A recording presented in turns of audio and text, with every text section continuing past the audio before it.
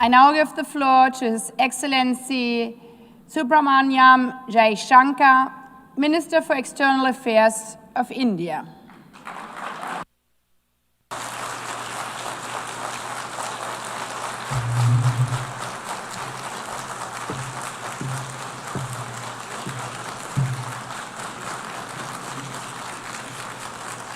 Madam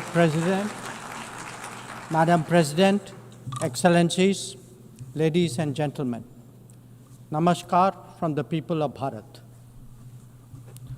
We are gathered here 8 decades since the founding of this unique body.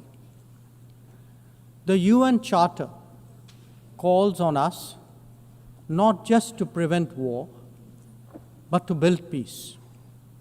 Not just to defend rights, but to uphold the dignity of every human being. It challenges us to stand as good neighbors, uniting our strength so that generations to come inherit a world of justice, of progress, and of lasting freedom. Madam President, forces unleashed by history since the founding of the UN propelled this body forward. As decolonization advanced, the world began to return to its natural diversity. The membership of the United Nations quadrupled, and the organization's role and remit grew significantly. In the era of globalization, its agenda evolved even further. Development goals took center stage, even as climate change emerged as a shared priority. Trade acquired greater prominence, while food and health access were recognized as essential to global well-being. Where security was concerned, the UN undertook peacekeeping operations and promoted disarmament discussions.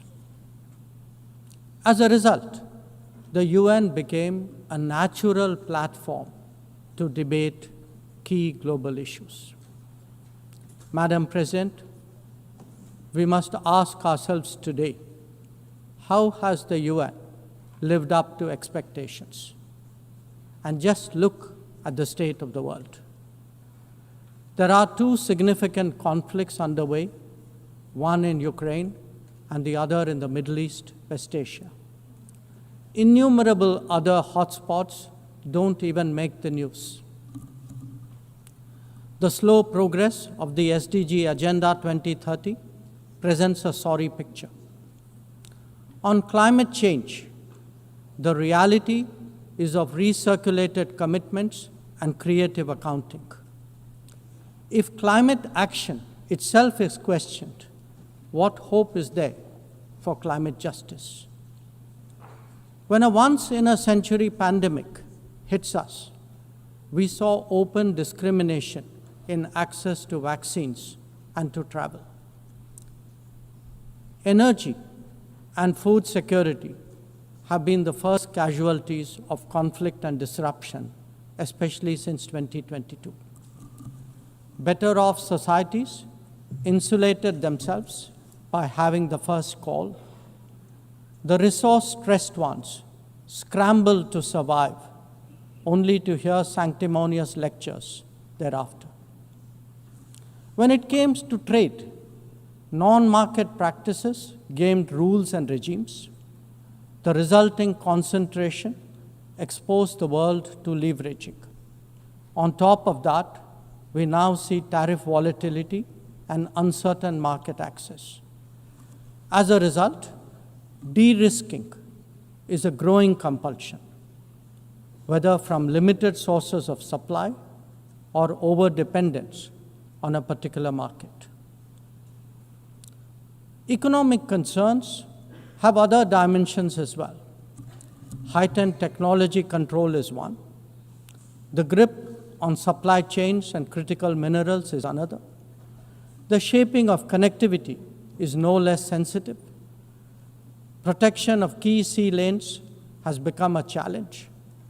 restricting the evolution of a global workplace is an issue. Each makes a compelling case for more international cooperation, not less. But are we really headed in that direction? And where has the UN actually made a difference? Madam President, as members of the UN, we meet here as sovereign equals. That is not a formalism, but a recognition of the inherent diversity of our world. Understandably, we have different history, traditions, heritage, and culture.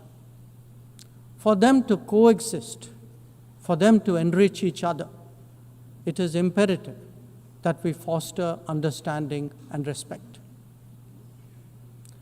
This will only happen when we resist political interference and economic pressures, when narratives are free of prejudice, when double standards are abjured, and when pluralism is truly appreciated.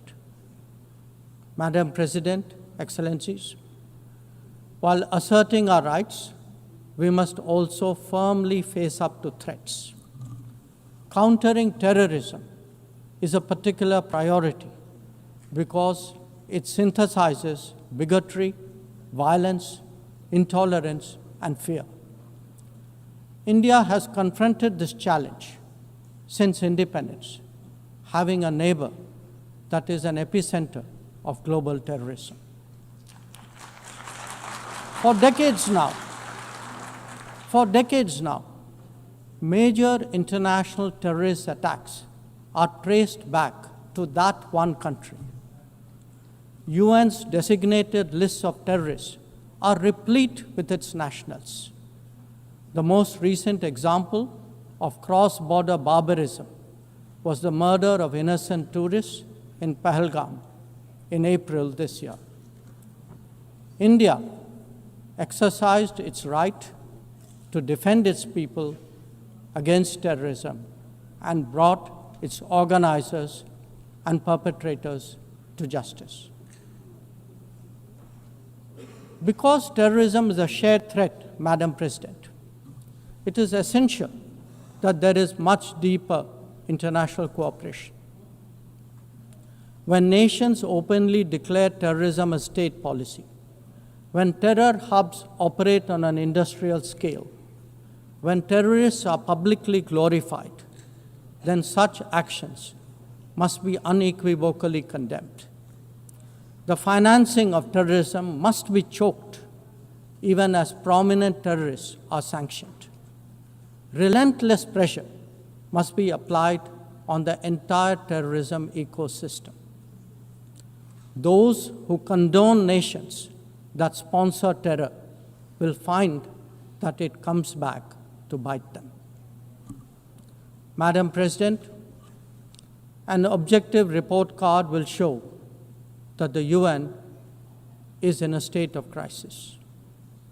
When peace is under threat from conflicts, when development is derailed by lack of resources, when human rights are violated by terrorism, the UN remains gridlocked.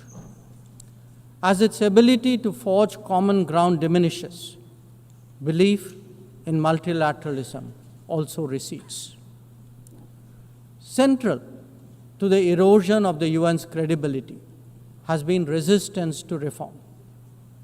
Most members strongly desire change, but the process is being made an obstacle to the outcome. It is imperative that we see through this cynicism and purposefully address the reform agenda.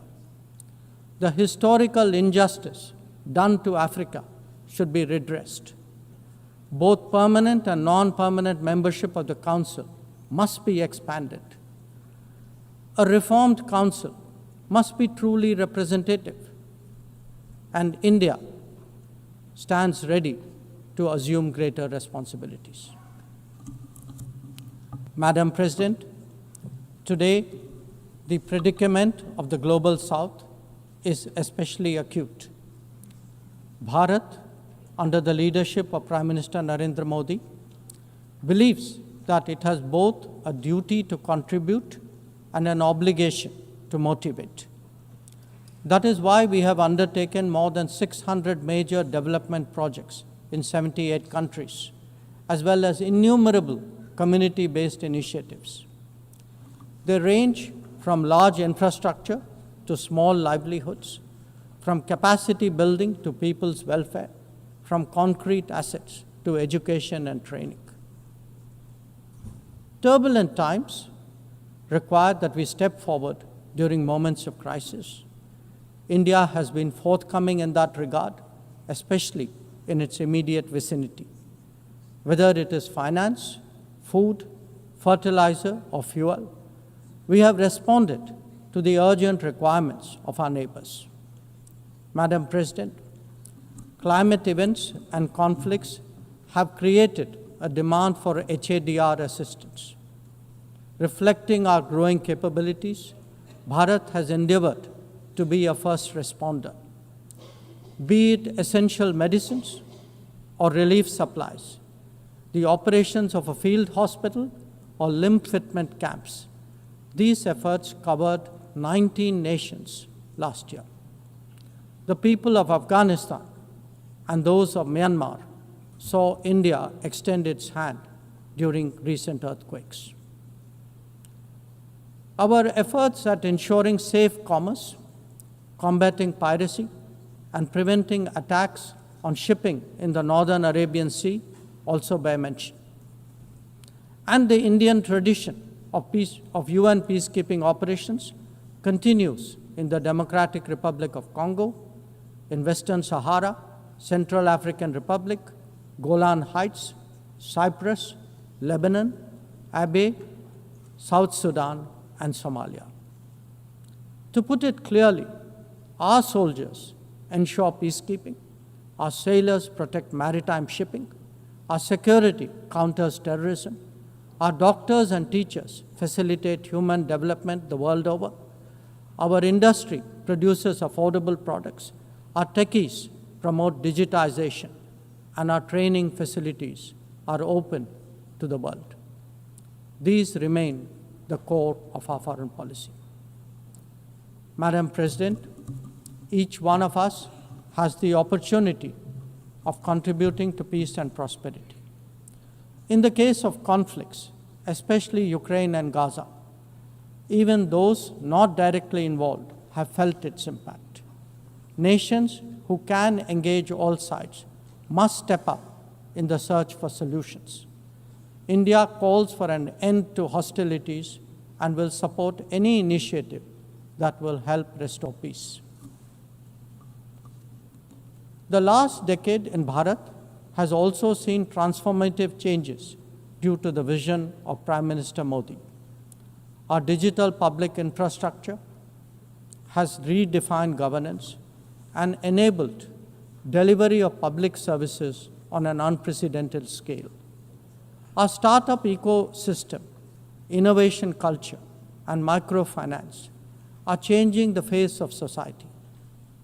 Our rapidly growing infrastructure facilitates both ease of doing business and ease of living for citizens. India remains committed to sharing its experiences and tools with others on their journey of development. Artificial intelligence as a horizontal and cross-cutting technology has a particular promise for development. India's approach is to harness it responsibly for human welfare. Inclusion and impact will be the watchwords for the summit that India will host in 2026. Madam President, Bharat approaches the contemporary world guided by three key concepts. One, Atmanirbharta, or self-reliance. That means developing our own capabilities, building our own strengths, and nurturing our own talent. We see its results already, be it in manufacturing, in space programs, in pharma production, or in digital applications. Make, innovate, and design in India also benefit the world. 2. Atma Raksha, or securing oneself. We remain determined to protect our people and secure their interests at home and abroad. That means zero tolerance for terrorism, robust defense of our borders, forging partnerships beyond, and assisting our community abroad. And 3, Atma Vishwas, or self-confidence. As the most populous nation, as a civilizational state, as a rapidly growing major economy, we are confident about who we are and what we will be. Bharat will always maintain its freedom of choice and will always be a voice of the Global South. Madam President, these are certainly challenging times for the international community. Many of our assumptions and expectations no longer hold. In such circumstances, it is imperative to stay strong, to hold firm, and to deepen friendships. International cooperation must prevail because islands of prosperity cannot flourish in an ocean of turbulence. A world order requires common purpose, as it does empathy for others. That is where we look to the United Nations. Madam President, every member who can make this world a better place must have the opportunity to do their utmost. And for that to happen, reformed multilateralism is the obvious way. The 9th decade of the UN must be one of leadership and hope. Bharat will do its fair share and more. I thank you.